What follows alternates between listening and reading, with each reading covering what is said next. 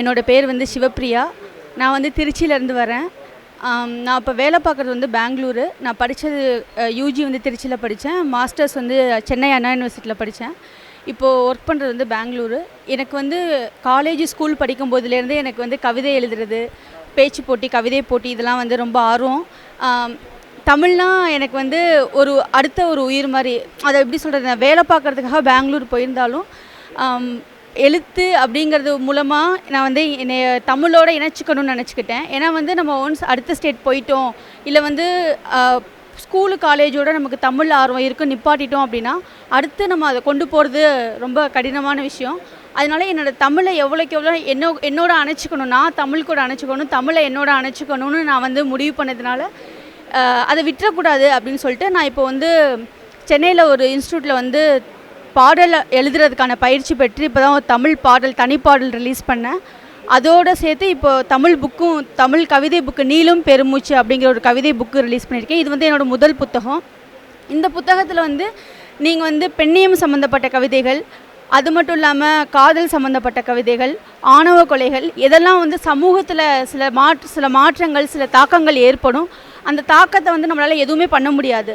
நம்மளால் ஒரு ஆணவ கொலை போய் நம்ம நேரடியாக போய் எதுவும் பண்ண முடியாது. அதை வந்து ஒரு எழுத்தாளராக மக்கள்கிட்ட கொண்டு போய் சேர்க்கறதுக்கான ஒரே வழி புத்தகம் மட்டும்தான்.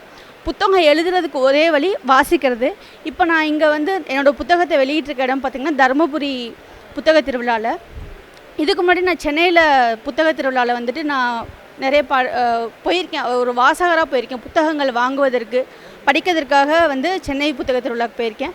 அதனோட என்னோடய முதல் புத்தகத்தை வந்து வெளியிடுறதுக்காக தருமபுரி புத்தக திருவிழாவுக்கு வந்தெல்லாம் ரொம்ப, அதுவும் அவை வந்து நெல்லிக்கனி வந்து அதிகமான வந்து அவையாருக்கு வந்து நெல்லிக்கனியை கொடுத்தாங்க. ஸோ அந்த இடத்துல என்னோடய முதல் தமிழ் புத்தகத்தை வெளியிடுறதுல வந்து எனக்கு ரொம்ப மகிழ்ச்சி. தமிழில் வந்து யாரெல்லாம் வந்து ரொம்ப ஆர்வமாக இருக்கீங்களோ, நம்ம பேச்சால் மட்டும் இருக்காமல் அடுத்த தலைமுறைகளுக்கு கொண்டு போகிறது. இப்போ நான் எழுதுகிறேன் அப்படின்னா என்னோடய குடும்பத்தில் 4 பேர் என்னை மாதிரி தமிழில் ரொம்ப ஆர்வமாக இருக்கணும் அப்படின்னு எதிர்பார்ப்பாங்க. எனக்கு அடுத்த தலைமுறைகள் வந்து தமிழை அணைச்சிக்கணும்னு நினைப்பாங்க. அப்படி ஒரு சமுதாயம் என்னை சார்ந்தவர்கள்லாம் தமிழ் கூட எப்படி நம்மளையும் இணைச்சிக்கணும்னு நினைக்கும் போது நம்மளோட தமிழ் பற்று எத்தனை மொழிகள் நம்மளை வந்து எதிர்த்தாலும், எத்தனை மொழிகள் நம்மளை அழிக்க நினைத்தாலும் நம்மளை ஒன்றுமே பண்ண முடியாது. ஸோ அதுக்காக நீங்கள் எவ்வளோ பெரிய ஆளானாலும், எந்த துறைக்கு போனாலும் நீங்கள் தமிழை வந்து எவ்வளோக்கு எவ்வளோ பிடிச்சிக்கிறீங்களோ அவ்வளோக்கு எவ்வளோ தமிழ் உங்களை பிடிச்சிக்கும். இப்போ நான் வந்து தமிழுக்கு படைப்பு கொடுக்குறேன் அப்படிங்கிறது கிடையாது. தமிழால் நான் இப்போ உங்ககிட்ட பேசிகிட்டு இருக்கேன். அதனால தமிழ் தான் எனக்கு வாழ்வு கொடுத்துருக்கு. அதனால் இந்த வாய்ப்பு கொடுத்த கவித்தமிழ் பப்ளிகேஷன்ஸ்க்கு ரொம்ப நன்றி. கவிதேடல் பப்ளிகேஷன்ஸ், தேங்க்யூ. அடுத்த புத்தகம் வந்து இப்போ என்னோடய புத்தகத்தில் வந்து பார்த்திங்கன்னா நான் காதல் சம்மந்தப்பட்ட கவிதைகள், பெண்ணியம் சம்மந்தப்பட்ட கவிதைகள், ஆணவ கொலைகள், சமூகத்தில் என்னென்ன பிரச்சனைகள் நடக்குது எல்லாமே கலந்து எழுதியிருக்கேன். நான் முதல் படைப்புங்கிறதுனால ஒரு குறுகிய நோக்கமாக போகாமல் பல எண்ணங்கள் வருதோ அது எல்லாத்தையும் கொடுத்துருக்கேன். எனக்கு வந்து ரொம்ப முக்கியமாக நான் கொடுக்க வேண்டியது பெண்ணியம் சம்மந்தப்பட்ட புத்தகம் கொடுக்குன்னு நினைக்கிறேன்.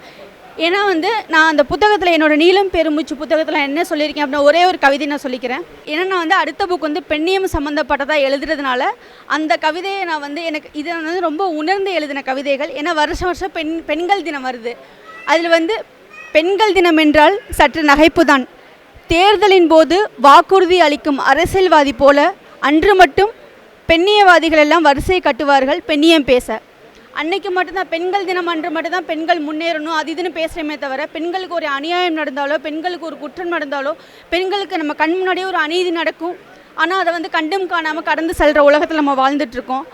அதனால பெண்களுக்கு வந்து நம்ம முன்னுரிமை கொடுக்கணும்னு சொல்லி வாயால் மட்டும் சொன்னாலும் பத்தாது. அதை வந்து எப்படி சொல்கிறது, பெண்களும் ஆண்களும் ஒன்று தான். அதை வந்து நம்ம இடஒதுக்கீடு மூலமாகவோ அதெல்லாம் கிடையாது. இப்போ நான் மைக்கில் பேசணும்னு நினைக்கிறேன்னா நான் பேசணும், அதுதான் பெண்ணியம். நான் வந்து ஆண்களுக்கு நிகராக இருக்கிறேன்னு சொல்லிட்டு அவங்களுக்கு ஈக்குவலாக நான் ட்ரெஸ் பண்ணுறதோ, இல்லை அவங்களுக்கு ஈக்குவலாக நான் ஆட்டிடியூடு காட்டுறதோ அது வந்து பெண்ணியம் கிடையாது. நான் என்ன செய்யணும்னு நினைக்கிறேனோ அதை அந்த நிமிஷமே செய்யணும். நல்ல விஷயங்களாக இருக்கணும். அதுக்கு கூட இந்த உலகத்தில் தடைகள் இருந்துட்டு தான் இருக்குது. இந்த தமிழ்நாடுன்னு சொல்ல வரல, இந்தியா ஃபுல்லாக அதுக்கான தடைகள் இருந்துட்டு தான் இருக்குது. அப்படிப்பட்ட பெண் அடக்குமுறையை வந்து எப்படி நம்ம உடைச்சிக்கிட்டு வெளியே வர்றது அப்படிங்கிறத பற்றி என்னோடய அடுத்த புத்தகம். அதுக்கான கவிதைகளும் இதில் இருக்குது. ஸோ இந்த புக்கை வாங்கி எல்லோரும் படித்து பாருங்கள், உங்களுக்கு பிடிக்கும். நன்றி.